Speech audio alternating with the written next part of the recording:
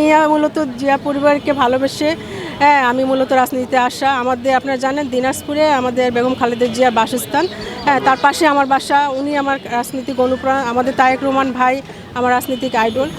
তো ওনাদেরকে জিয়া পরিবারের জন্য মূলত আমার রাজনীতি করা।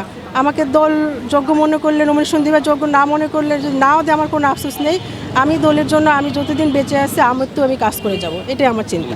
আমি কিন্তু দিনাজপুর জেলা বিএনপির আমি তৃণমূলের, আমাদের দিনাজপুর মোট 13টি উপজেলা, সেই 13টি উপজেলার আমি সবার ভোটে নির্বাচন করে এখানে আমি সাংগঠনিক সম্পাদক হয়েছি। তো আমার দিনাজপুরের এলাকাবাসী সহ দিনাজপুরের যে তৃণমূলের জনগণ, আমি রাজনীতির পাশাপাশি অনেক সামাজিক কাজকর্ম করেছি, অসহায় মানুষদের পাশে দাঁড়িয়েছি।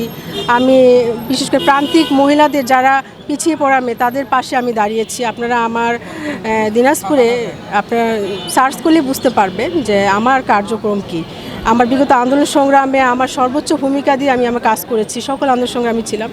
এই জন্য আমার নিজের প্রতি একটা কনফিডেন্স কাজ করে যে আমি যদি আমাকে মহান আল্লাহ যদি নিয়ে আসে, সবার দোয়ায় আমি ইনশাআল্লাহ আমি দিনাজপুর তথা সারা বাংলাদেশের জন্য আমি খুব ভালো একজন এমপি প্রার্থী হব।